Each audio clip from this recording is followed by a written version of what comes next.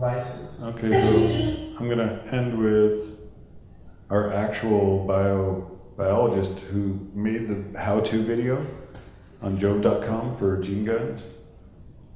And she is at UC Davis Neuroscience, shooting the gun itself. I use like 180 psi to shoot, and I have to be within like a centimeter if I to actually see transfection. Not a centimeter, sorry, a half inch of the sample in order to see transfection. For instance, if you pull back, say to like 2 inches, you just basically nothing gets transfected. And so the idea that it would, rebound off stuff, hit me, and then transfect me, I think is probably pretty unlikely, since it's next to impossible. This is what we really want to do, is actually let the public try the gun.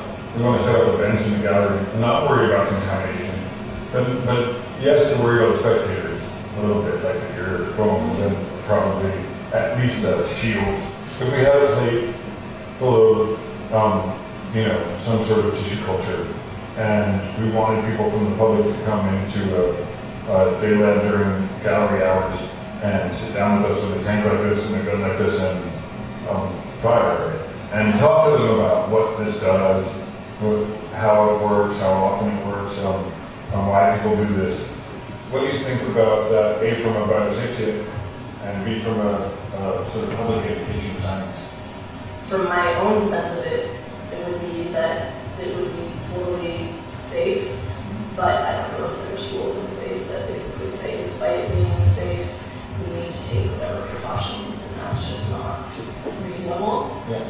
It doesn't sound dangerous to me.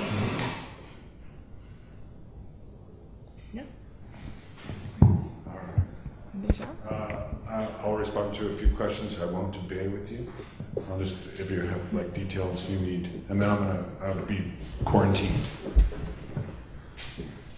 Does anybody of you have questions for Adam? Well, one thing. Clarification only? Clarification only. Yeah. How big? Sorry. Just a technical question about the PCR. It's not a PCR, it's an amplification of DNA. How big is the DNA?